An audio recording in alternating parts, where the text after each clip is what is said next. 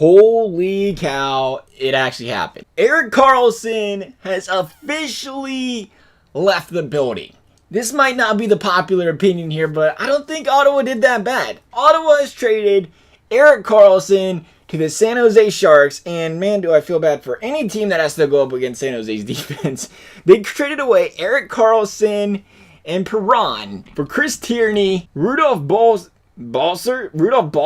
I am botching his name. Dylan DeMello, a second round pick, a conditional first round pick, a second conditional second round pick, and Josh Norris. I can't fit all that on here. I can't fit Norris on here because Norris is playing for Michigan right now and he cannot be in NHL's game, obviously. But he was a 2017 first round pick for San Jose. The thing I don't like about this is he's unsigned and you never can trust the guy that goes to college. He's already there for his second year expectedly.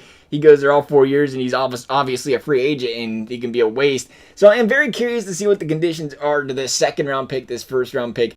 The third second round pick, the second round pick that's a conditional pick though is if Erik Karlsson re-signs with San Jose. To think they're getting all these conditional picks and one of them is if they re-sign. So he's not even guaranteed to sign with San Jose. You're getting a second round pick if they do.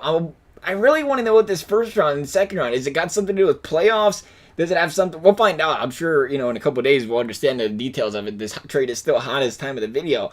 But as the moment we speak, a first round draft pick, a second round draft pick, how bad are you really doing? I mean, like I said, they're hopeful and praying that they can get something out of that first round draft pick from 2017. You look at Tierney's a 2020 or 2012 draft pick. He was 24 years old, and you don't really expect much more out of the guy, right? I guess a lot of people would say you just got a whole bunch of duds and throw on what could possibly be Norris. I think they traded Jack Norris, and they see Norris, and it was like, trophy, Norris, he's got to be good. That was definitely what I was thinking. It was like, wow, we traded away Norris trophy winner.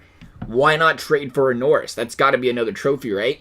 That's definitely going through their minds. But think about it this way. Everybody's upset about this Erik Karlsson trade, and depending on if they get all of these first round, the second round, all these conditions fall through at the end of the year, they're getting a first, they're getting 2 seconds, and they're getting 4 guys that they're hopeful can make their team.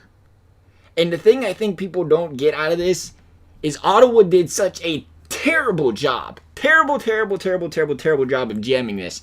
Because at the end of the day, they ruined the trade value of Erik Karlsson. There's simply put, they've made it so known that they wanted to trade him for the last 2 years. They made it so known they want to get rid of him before training camp. He devalues. Every single team owns the leverage over you at that point. Ottawa had no leverage because they made it clear they want to get rid of Karlsson. They waited last year. They didn't get rid of him when they should have. It was pretty well known. He wasn't re-signing with them. You're lucky to get that much. I'll be completely honest. Erik Karlsson is a gem of a defenseman, arguably the best one in the league. But at the same time, if you're another team, how much are you willing to give up for potentially 1 year of Erik Karlsson? Like I said, the conditional second round pick, that's when it becomes a joke. If he re-signs with them and you get a second round pick, it's like, man, then maybe you could have done better. At the same time though, when you think of it this way, Ottawa didn't trade Erik Karlsson for a fair trade. Erik Karlsson was gone after this year. You got all of these players, 3 conditional draft picks for 1 year's rental of a player on a team you expected not to win this year. You didn't expect to go anywhere. You essentially just picked up 6 assets for a guy you're never going to see again after this year. Is it really that bad? I understand people think, it's Erik Karlsson. He wanted this blockbuster trade. I was like, we're going to get Erik Karlsson. Send us back Brent Burns. No, Brent Burns is fine where he's at. Karlsson's made it clear he's not gone. That's why I feel like it's not terrible of a trade. Obviously you're like, it's Erik Karlsson. Where's the big names at? That's why people are upset. But when you go out there and make it that known that you don't want him. You want him off the team as soon as possible. You completely devalued him. They treated this guy like he was a third-line D-man. We just want him out of here. What do you expect? They went around. People were saying there was better offers and what, this and that. At the end of the day, though, I can understand why they didn't trade him to Tampa Bay.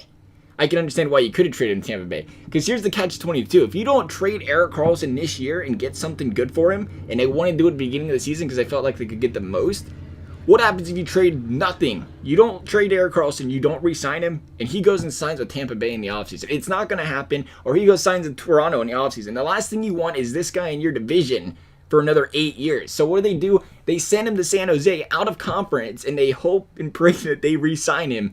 And I can't imagine him guys having the cap space to do that, but they hope he stays out west, away from them.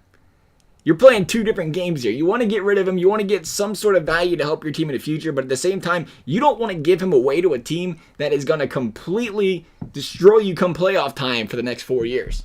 I don't know. I'm a fan. I'm not against it. Like I said, I know everybody was seeing Erik Karlsson trades. It was all expecting this big trade. Let's see what the conditions are in these draft picks. You know what's funny? If we throw in that first round in 2017 or Jack Norris or whatever, it's almost a fair trade by the time you throw in another second. Again, though, it's all conditions. That's kind of a problem. Let's send it. Let's send it. He ain't taking that. Of course, they're rejecting it. Ottawa's laughing at us. So, like, yeah, you're going to send that? Not going to happen. Like I said, though, that's my opinion. Everybody's going to think differently, obviously. If Erik Karlsson was signed for 6 years and demanded a trade, I'd say this was a terrible trade. Erik Karlsson is on contract for 1 more year. What do you expect? I don't know. Let me know what you guys are thinking. Blockbuster trades happening over here in the NHL. Wait until you see Panarin and Bob leave. That's going to be next, and I'm going to be very upset. Thanks for watching, though, guys, and we'll see you next time.